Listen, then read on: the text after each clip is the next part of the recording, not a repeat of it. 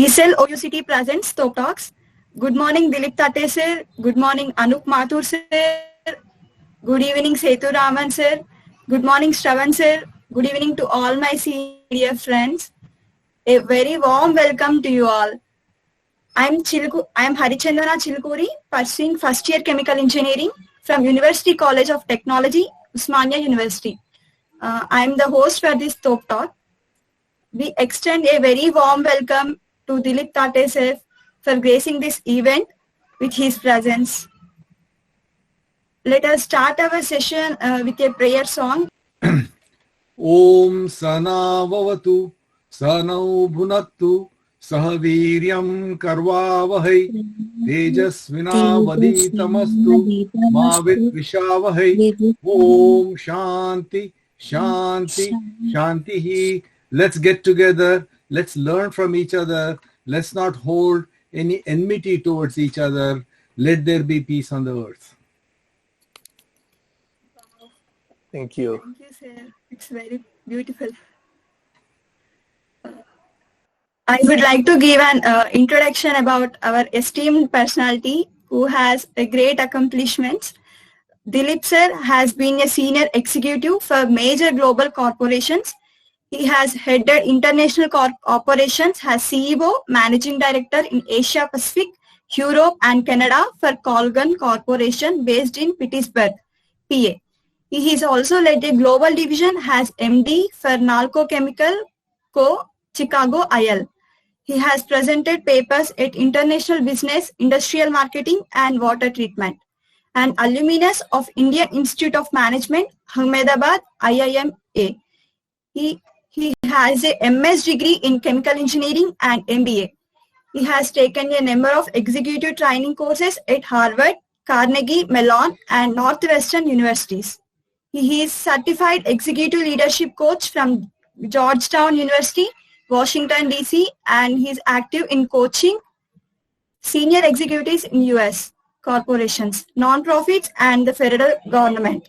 He currently works at the National Institute of Standards and Technology, NIST, as a senior technical advisor. Sir, shall I start with a questionnaire or do you want to speak a few words? First of all, I want to thank Shravan for taking this initiative.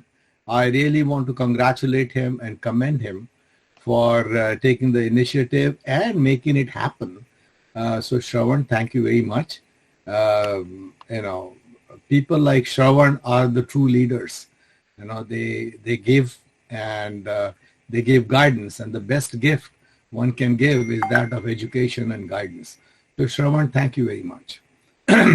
All I am doing is a small amount of support and little bit of help for his efforts. Secondly, I want to thank all of you for being proactive. You could be doing many other things this evening, but you took the time to participate in this. That shows that you're interested in self-improvement, you're interested in your career, you're interested in your improving your skills. And that is commendable because these are some of the skills which are not taught in the universities. Chemical engineering is taught, chemistry is taught, physics is taught, and I've gone through this system. But these are not taught. And in the final analysis, what makes you successful are these skills. The other skills, technical skills that you are learning are absolutely essential. Don't get me wrong, but they are not sufficient. Like in mathematics, you have a sufficient and necessary condition. So there are certain conditions which are necessary, but they are not sufficient. What you're doing is fulfilling both necessary and sufficient conditions. So I congratulate you for taking the lead and being proactive and very receptive to what Shravan is trying to help you with. With that, I will give it back to you, and I'm all ears. And please conduct the rest of the program. I'll be here. Thank you, sir. Thank you so much. Sir, my question is I want to ask, how about your college life, sir? I didn't understand the question. Say that again. How about your college life? How was my college life? My college Yes, life sir. was great. Fantastic. If I have to live it again, I would anytime. In all three areas, my college life in the classroom was fun. My college life and the social life was fun. And of course, in India, in Hyderabad, I stayed home. So I was a day scholar. Some of my friends and colleagues, they had to stay in hostel because they came from villages, from the districts. So for them, college life may have been slightly different, but I was home. So I enjoyed my college life. Yeah, can anyone wants to ask questions? You can proceed. Hello, sir. Yes. Have a pleasure to meet you, sir. I have a question to ask you, sir. What do you expect from team members in this position, sir? Say that again. What do you expect from team members in this position? What do I expect from the team members in this position? Are you referring to if I am leading a team in corporation, or are you expecting me to answer on this today's Top Talk? Yes. Which one? No, sir. Which team are you your talking- team member, sir. Yeah, at your level, Dilip. Well, anytime you do a project as a team, what you expect from the team members is honest feedback, number one, what they feel. Number two, we have an honest discussion, and even after the honest discussion,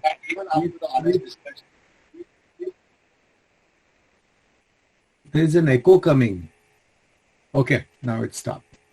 After the honest discussion, even if certain members' opinion is not how the team has decided to go, at the end of the meeting, one has to have a total buy-in. One has to have a total commitment. So I always maintain that you close the door, have an honest discussion, but once the decision is reached, whether it was your idea or not, once the decision is reached, we work as one team and we give 100% to make that decision execute the most effectively that one can. That is my expectation.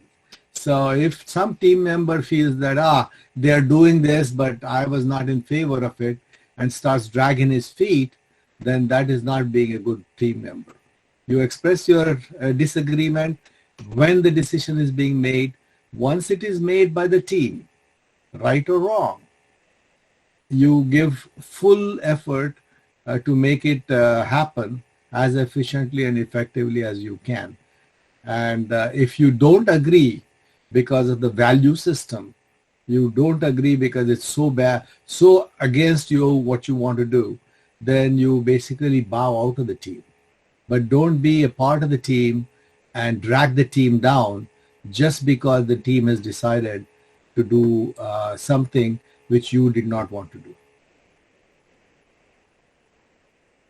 Do I answer your question, Madhu? Yes, sir.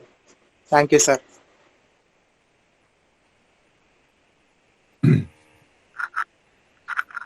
Hello, sir. I am Supraja. I would like to ask you a question, sir. What is the best advice you have ever received, sir?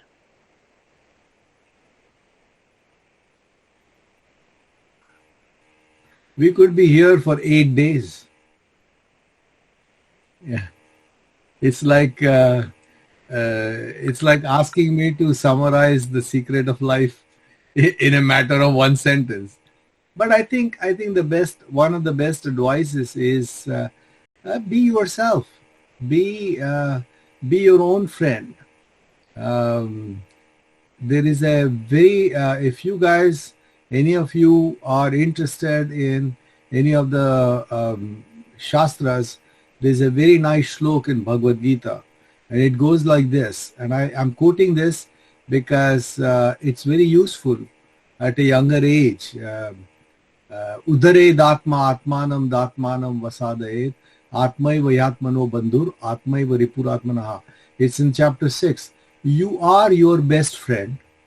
You are your worst enemy. Okay. Shri Krishna is saying, Arjun, pick yourself with the bootstraps and go fight, because you are your best friend and you are your worst enemy. Don't ever put yourself down. When Arjuna is saying, I can't do this, I can't do this, he's crying in the battlefield. And that is, to me, is one of the best advices that, ladies and gentlemen, you are at the beginning of your career, regardless of what stage in your career, you are your best friend and you are your worst enemy. And pick yourself up. Don't put yourself down. Okay, even if you fail, so what? Pick yourself up. Uddhared atma atmanam. And that is my advice on life. Hello, sir. I feel grateful to be part of this session.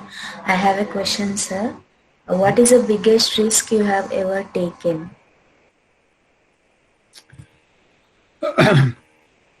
Well, I've taken many risks in life. One of the biggest ones is I came to America. I was at IIM Ahmedabad. I would have made an excellent career in India, as you know very well. It's one of the most coveted institutes. I would have been quite happy in India as well. I just wanted to explore the world, and I came. And it wasn't a risk, but it was indeed, because I was giving up opportunities to move up in corporate India. So, and nobody knew me here. I did not have any connections.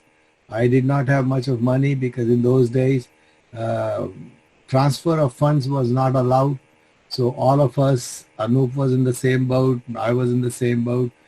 All of us came with $7 or $8 in our pockets, and Anup can vouch to that. But we survived. So I would recommend that if you want to take some risks, take them. Things will work out okay.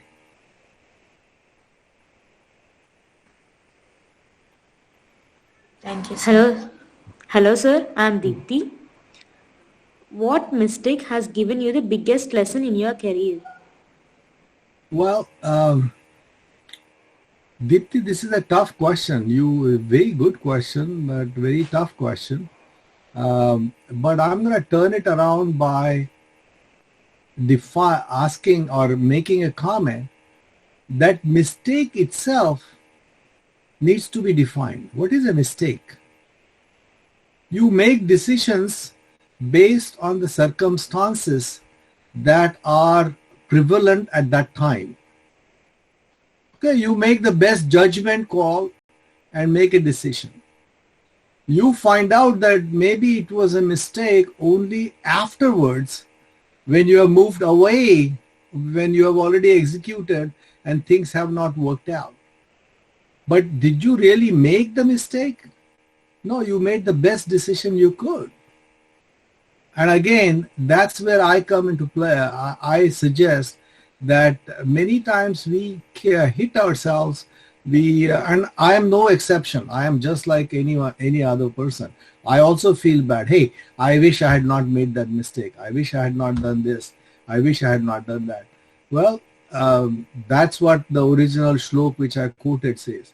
Don't put yourself down. You made the best judgment call with the information you had at that time in those circumstances. Later on, you found out that, that was a mistake. But at that time, you did not think, because nobody would deliberately make a mistake. Would you make a mistake deliberately, that when you know that it's a mistake? No, nobody would do. but you find out that it was a mistake afterwards when it didn't work out, right? You make the best judgment possible at the time when you're making the call. So, yeah, there have been failures in my life. I'm not saying no.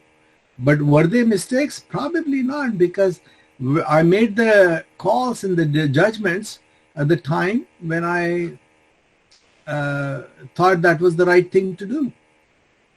And later on, after a few years, I felt that, oh, at that time, maybe I should have done this.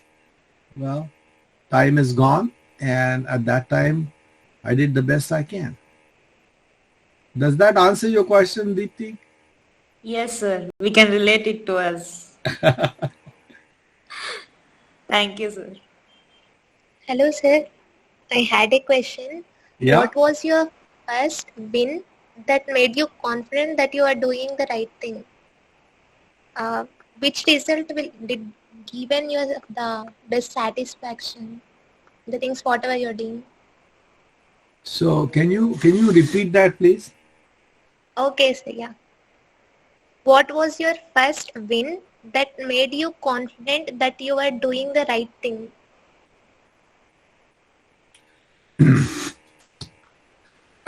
Well, all of us have certain value system. Value is in Hindi they call it mulya. In Telugu also we would call it mulya. And that is the value. Like, let's say I won't speak untrue, or I will not cheat anybody. That's a basic value system. And if you are doing something which in your judgment is breaking your values, then that is, you are very uncomfortable with it. And so as long as your decisions are in line with the values, you feel good that you're doing the right thing. And if they are against the values, then you're not doing the right thing. And your values may be slightly different than my values. So what you think is the right thing to do, I may feel that, well, I don't feel comfortable doing it. So it is a very personal thing. And I would say that as long as you are very clear in your mind what your values are and you're not doing something against your values, I think you're feeling pretty good that you're doing the right thing. In the final analysis, ladies and gentlemen, you are young, I'm a lot older than you are, but in the final analysis, you have to live with yourself. Okay, just remember that when everybody is away, when you are sitting by yourself, you have to say, am I a good person? Am I doing the right thing in line with my own values? Okay. And that is what is important. You have to be able to live with yourself. If you can live with yourself, then you're doing the right thing.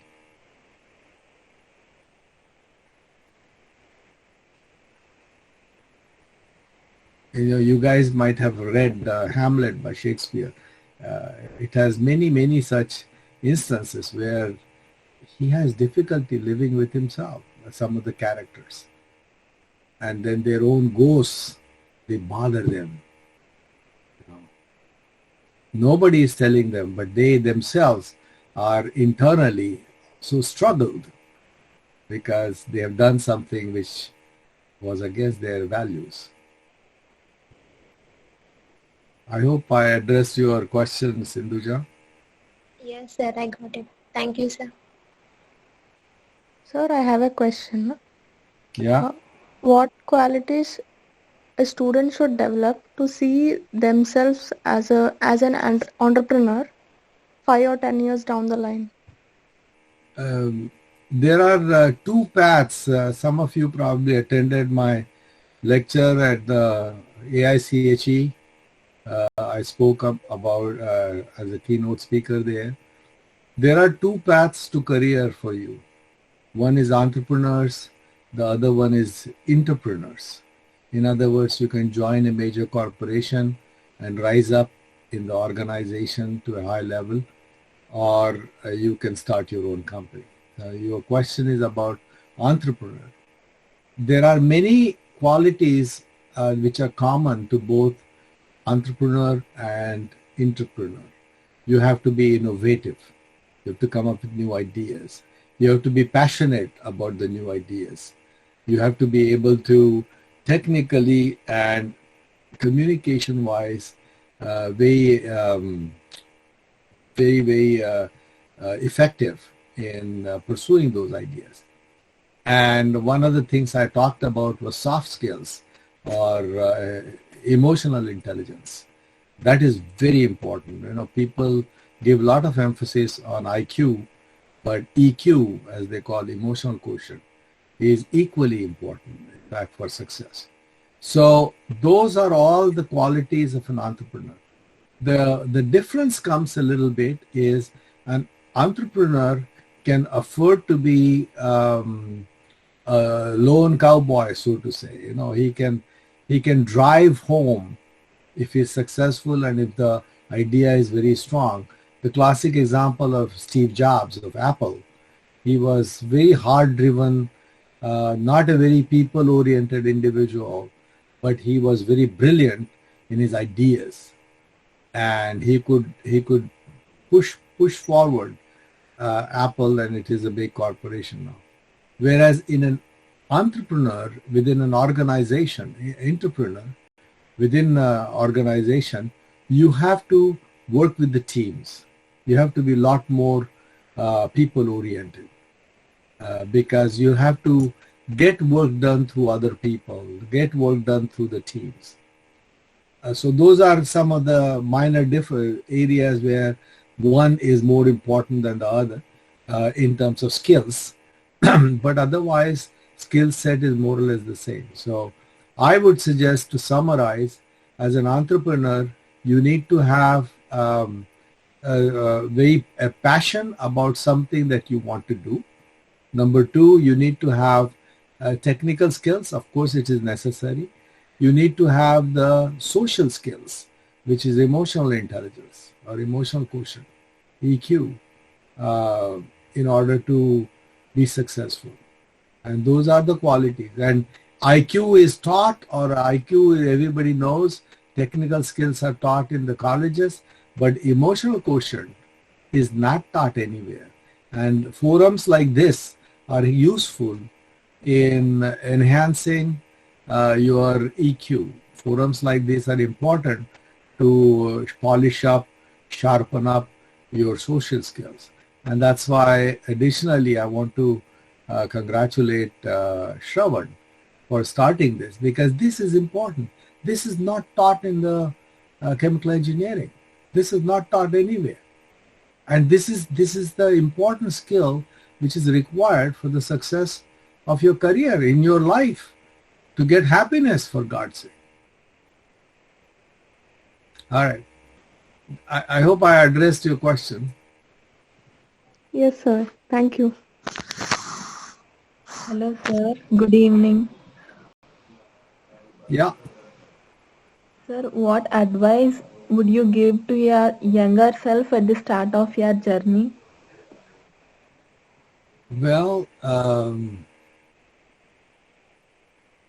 there are always, as I said earlier, that sometimes you make decisions based on the circumstances that you know. You make the best judgment, but in that judgment call, you also sometimes take risks, sometimes avoid risks. And I would advise my young self that taking risks is not as risky as one may think at that time. Many of us, and I have been there, are scared of taking certain risks and don't take them. And later on, now, it's easy to regret because you build on this, oh, if I had done this, I would have done this, and this. But it would not have happened either. So you don't know. Okay. but don't be afraid of taking risk. And you will be surprised that when you make the judgment call, when you make the decisions, when you are evaluating risks, you tend to give a lot more importance to what disaster it can happen by taking the risk, lot more than actually which can happen. So don't be afraid of taking risk. That's what my advice would be to my younger self. Thank you, sir. Sir, how did you balance your emotional stress?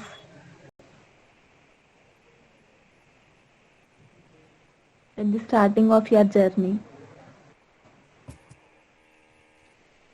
Well, as I said, that I was fortunate. We had good student life. Didn't have a whole lot of emotional stress.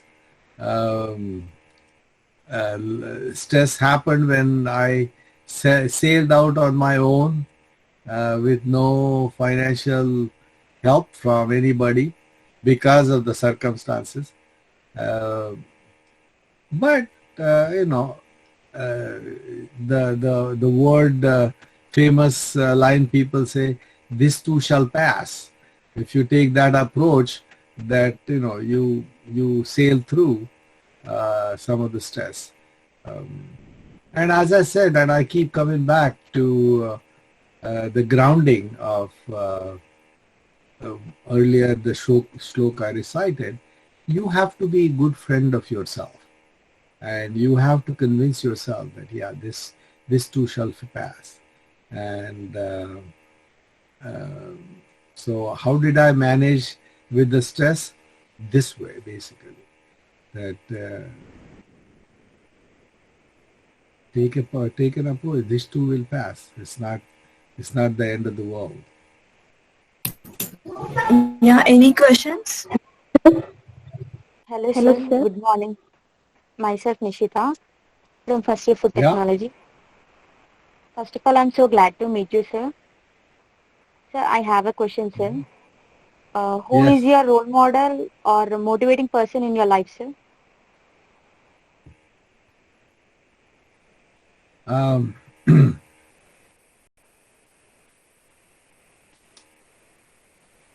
It's a tough question. Good question, but a very difficult question, because I have different role models in different areas. Because when it comes to science and things like that, then great scientists and physicists like Einstein become great role models for anybody. But so there are different role models in different areas. In business, there are role models, like Warren Buffett is a very good role model, humble man. Sam Walton has been a very humble man, very driven, committed to his goal. Bill Gates has been a very smart man and doing a lot for the people, and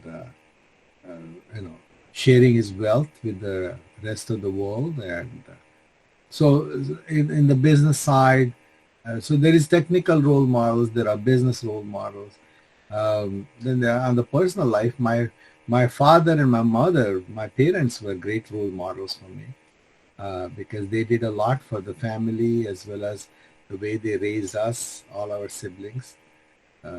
So on a personal level, on the family level, you have role models. So I cannot pinpoint one particular role model. In the spirituality, there are a number of role models, including people like Swami Vivekananda. And so there are different role models.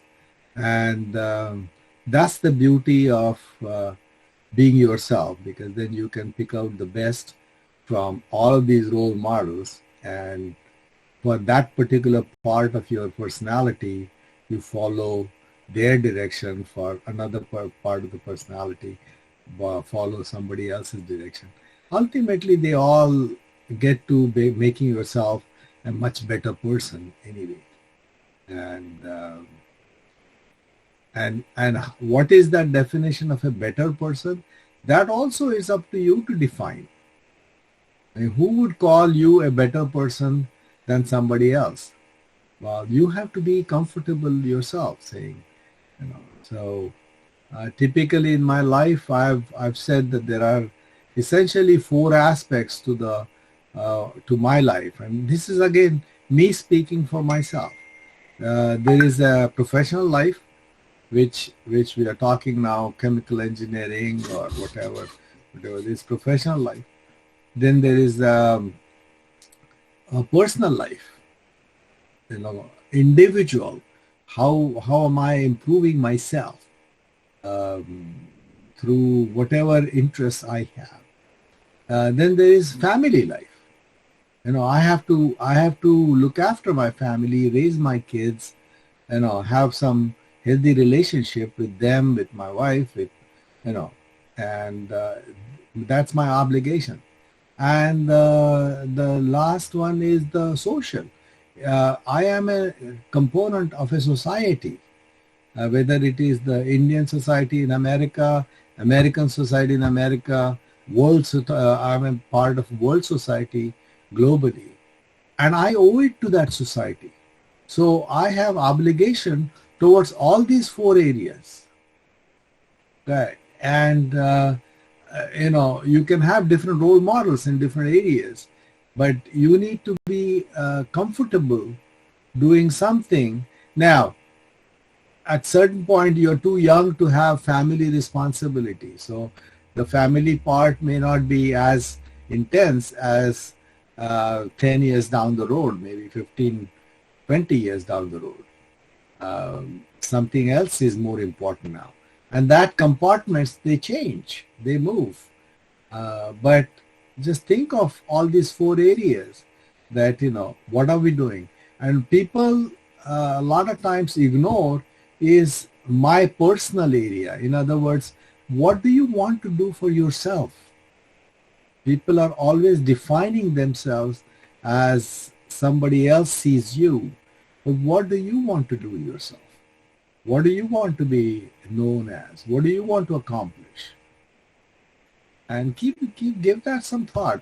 Nobody has an answer for that other than yourself, because if each one of us are unique, and you have to have that uniqueness, and only you can decide what is important to you and what you want to do for yourself. So I hope I gave you some idea about role models. Yes, sir. Thank you, sir. Can I ask a question, Dilip ji? Yeah. So, how is it working for the federal government? Well, that's a very broad question. What do you mean? Just like that, because I've always been in the corporate world. I've never worked for government. Yes. So how does it, what is it, because you're working in, the governmental process of decision, it's a completely different than the corporate processes. Yes, it is. And I spent most of my career in corporate America running businesses. And this is at the tail end of my career. I decided to join the government as a civil servant. So I'm in civil service. Federal government, United States federal government is just like any other federal government. But I have not worked in the Indian federal government or Indian government, so I don't know how they operate. But one thing, as a consumer in India, having grown up in Hyderabad, I have seen that typically the federal employees in those days anyway wouldn't show up on time to work, and things didn't get done. That doesn't seem to happen here as much. There is a certain sense of responsibility as a federal employee, that when the office is supposed to open at 9 o'clock, it opens at 9 o'clock. The guy is there. There are certain regulations and procedures like anything else in terms of red tape, but those get performed. So efficiency of the federal government when compared to what I experienced as an individual. I did not work as an employee in India, but as an individual, what I experienced seemed to be a lot better. Then the corruption is at a lower level, is non-existent or almost and hardly there. And Shravan can vouch to that. In India, even if you need to get a passport, you have to give somebody under the table, do this or do that. Maybe things have changed now. Hopefully they have. But there are certain procedures in the US, and you can get things done without knowing anybody, without giving any money to anybody, as long as you follow the procedure and meet the requirements. Am I right, Shravan? So from that perspective, the federal government here, government offices and federal government are a lot more user friendly, if you want to use that word. Okay. I am in a different area of the federal government because National Institute of Standards and Technology is a very, very leading scientific institute. Okay. And we have about 4 Nobel laureates on our campus. So that can tell you they are in physics. But anyway, now everything is shut down because of COVID, but it's a very leading area of research. And I am with a group which is called Manufacturing Extension Partnership, whose focus is to help manufacturers in the US.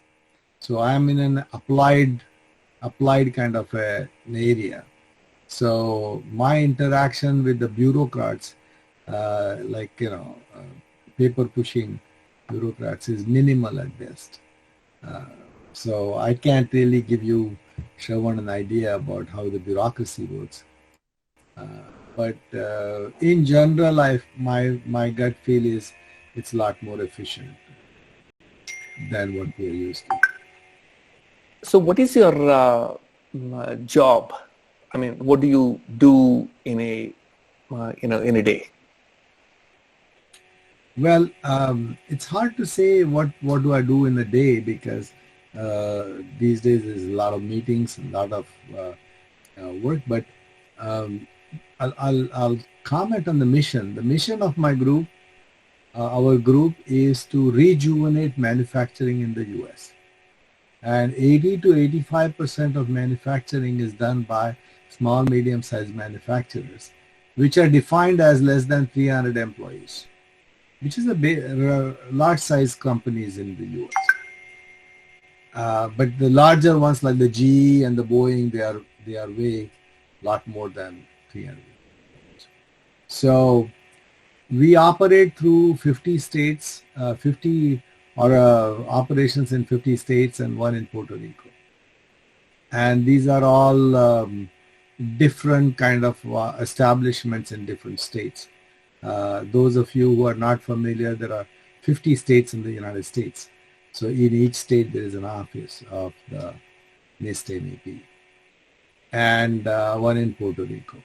And what we do here in Washington is we generate different programs and initiatives to help the manufacturers.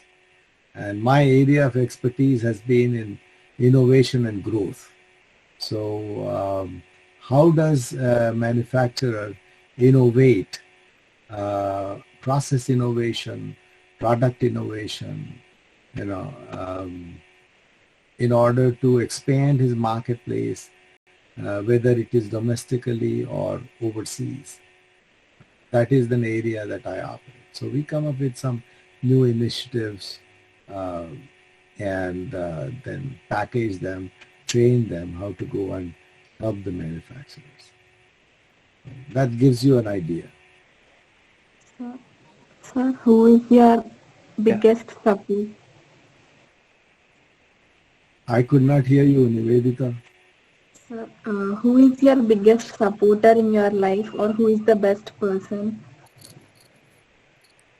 Well, the person I've spent last almost over 40 years with is my wife. She's been with me right through my life. And Wow. I would have said when I was young, my parents were biggest supporters. But after I got married, we were just the two of us. And right from the first baby until the babies are gone and we are now empty nesters, we are still together. So that has to be your best and the longest supporter. I'm not sure whether I would say best supporter. She might get upset at me, but I'll say that the longest supporter. After a while you get used to each other, and next to yourself, you need to have your partner with you. Yes, sir. So what do you do like when you feel stressed? Like what is the favorite place you go or visit or spend with whom? Well, I like to golf. So in summertime, I golf. Um, so I enjoy golfing. And we have some golf buddies. So we go and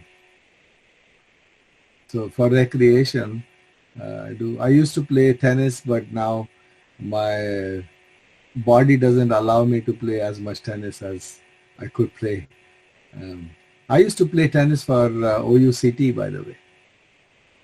I played, yes, I played for the college and then I played for the university also. There used to be tennis courts way past the Arts College building. I don't know whether they are still there or not. 6 tennis courts that time. Thank you, sir. Things have changed. Yeah. I have a question. Yeah. Can you give me an example of how something you did helped a company or two, or can you give an example? This is for you, Shravan, or this is for the students, huh? No, I wanted, because they were asking all, questions related to EQ. So I said, let me, get some questions related to IQ also. All right. So let me give you an real life example. I was in Chicago. I had my own consulting firm before I joined the federal government. And anyway, one of my clients in Chicago, they are into precision machining. They have lots of different types of machines.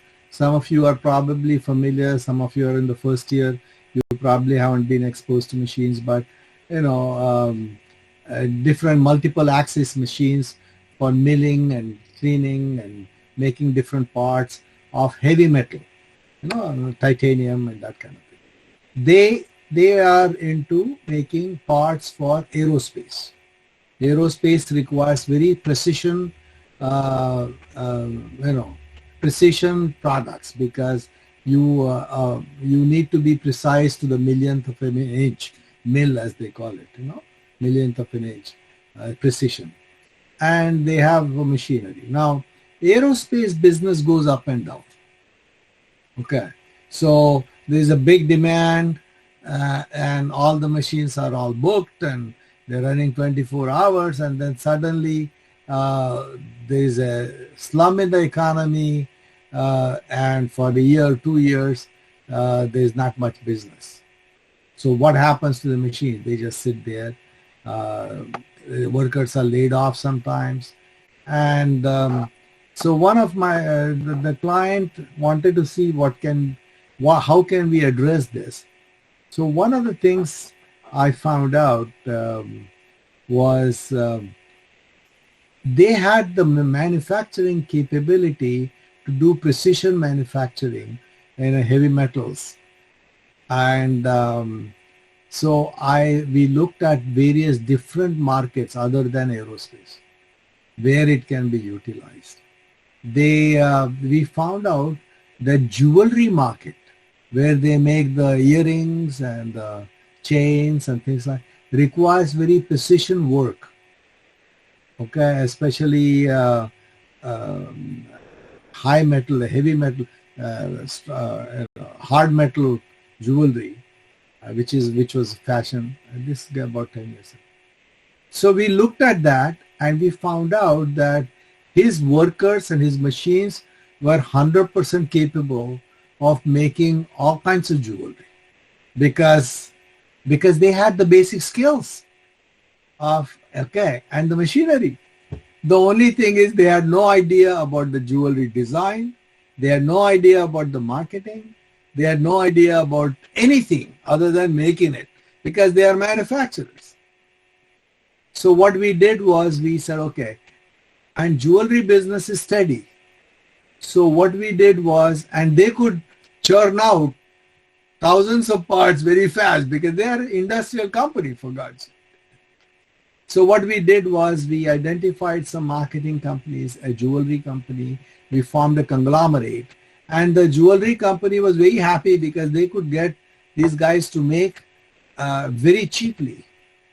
And these guys were able to even cut prices even down because they were making it when it was a downtime.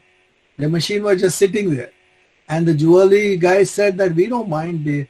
Whenever you have machine time available, you can make this. So it was a win-win situation. There is an innovation. That guy, owner of that company, would have never ever thought of getting into jewelry business because that is not his cup of tea. He was into bearings and precision, parts for aerospace machinery. And he got into something, and he didn't have to worry about marketing, pricing, none of those things because he had no expertise in that. And so here is an innovation, diversification through innovation. And it needed somebody think outside the box to think of. So I hope I gave you an example, Shravan. There is an innovation. Sir, on behalf of my friend Apurva, she had a question, sir. Like we are able to see many books behind you. We would like to know about your favorite book and what book would you like to suggest for us? Well, you see, I'm in my library, I'm in my office, and I got books on different subjects because I am interested in different subjects. There are books on coaching, on management, on marketing, and chemical engineering, on philosophy, and all kinds of. I speak at the interfaith groups. I've studied just about all the religions of India. In fact, I was invited to speak on the religions of India at a conference in Dublin one time, and I spoke on 8 different religions of India. So I have books on all of those subjects, and just like role model, I cannot point one book, depending upon which area you want the book in, and even there you need to further drill down. So I'm going to skip out of that question by saying it depends upon which area you want to focus on. If it is on self-improvement, then there are a number of books, and Dale Carnegie is known to be one of the best and the most selling book in the United States, and it still is popular. Well, it's are we going to conclude at 9 o'clock? Because I have another meeting. Sir, hello, sir. I'm Rohit from Chemical Engineering. I just have a question. Shall I continue? Or? Yes. Yeah. Yes. Sir, first of all, congratulations on your book. You are an author of 7 Stars of Hinduism. Just now I have seen. That's great. Great to hear that 7 Stars of Hinduism from you. And I think by seeing your profile, I think you are a person for innovation. you have got a black belt for innovation, like you are a recipient of that black belt innovation. So what are some innovations you have taken up? Like what are the different innovations? Well, innovations, to be innovative, it requires the mindset. You need to think outside the box. And, listing the innovations is not, I'm not an entrepreneur. Like I didn't start a company. I had my own company in consulting, but I helped other companies grow. So I just gave you an example of how started with one of the companies in machine shop, for instance. It's a very mundane thing, but it helped them in terms of growth. So innovation is a mindset, and these days there are areas of innovation which are becoming more and more popular. Biomimicry is one of them. You can read up on biomimicry. Mother Nature has done a lot of work for us, and we need to pick it up from the nature. So obviously you looked me up on the internet and found out that I wrote the book. Yes, sir. Yeah, and that book itself is an innovation because all of you, many of you are probably of Hindu persuasion. Tell me in a nutshell, what does Hinduism mean? What are the cores or tenets of Hinduism? How many of you can answer that? It was very difficult for me to answer. Then general answer is, oh, it's a way of life. And that's an escapist answer because all religions are a way of life. Okay. Hindus claim, oh, ours is a way of life because they don't know how to answer that question of what is Hinduism. Yes, it is a way of life, and so is Islam, and so is Christianity. So I felt that if I am having this difficulty, what about my kids who are born and raised in America, outside of India? So I started studying Upanishads, extracted what I thought was the right, what I felt were the key tenets, packaged them, and that's what the 7 stars of Hinduism is all about. Then those 7 key tenets, it defines what is Hinduism. So you are able to talk to your neighbor, John Smith, and if he says that, yeah, we've been good neighbors, good friends, you are a Hindu, can you tell me what precisely you guys believe in? And I can tell that, these are the 7 tenets of our faith. Just like Christians have a certain tenets of their faith, Islam has certain tenets of their faith, and every religion has. So a lot of people have commented and complimented that this is amazing that I was able to concisely package the whole Hinduism in a small booklet called 7 Stars of Hinduism. So there is an example of innovation, my friend. So we'll definitely will be looking into it, sir. I am interested to view it and read it. Yeah. And don't forget that we came to this country and there was no internet. There was no, so you know a lot more about America now than we ever did when we were your age. And America did not know as much about India then as they do now, because the world has shrunk, the internet has made into one big huge family. So nothing is new. People know how life is in India, and Indians know how life here is in the US. But when we came, we didn't talk to our parents for once every 6 months because it was too expensive. We paid $5 a minute to make a phone call, and that too we made an appointment so that they expected a phone call next Monday. We wrote a letter that I'll be calling you, and these are the things I want to talk to you. I just want to hear your voice. This sounds like in ancient times for younger people now, but that is the reality we live through.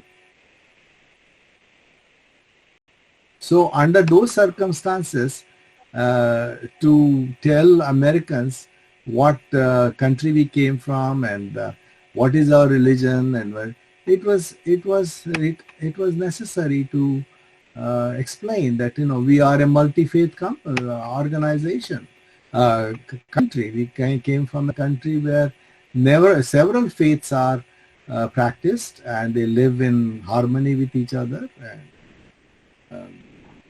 And now Americans are aware of all of these religions, and including Islam, but they were not even aware of Islam much at that time.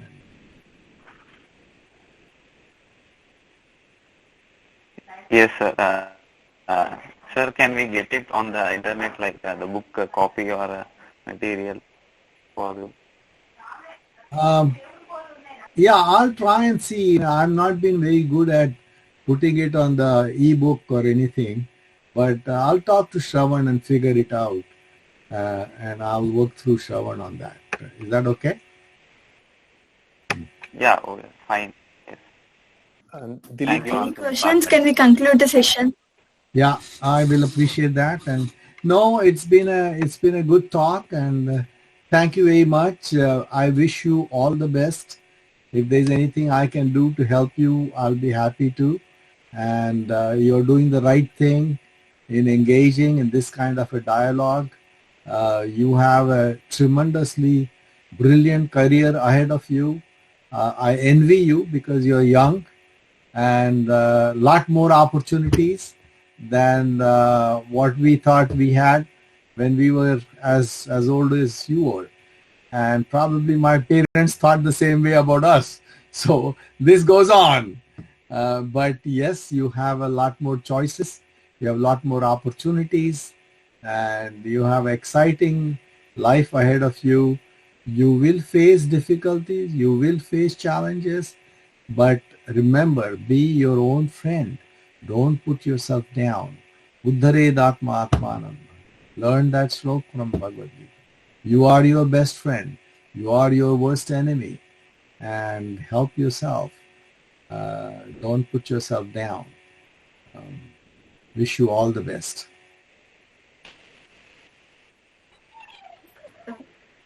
Thank you, sir.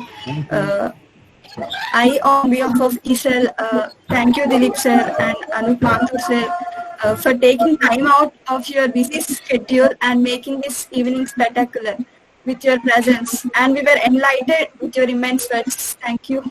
Thank you very much. Okay. Bye-bye.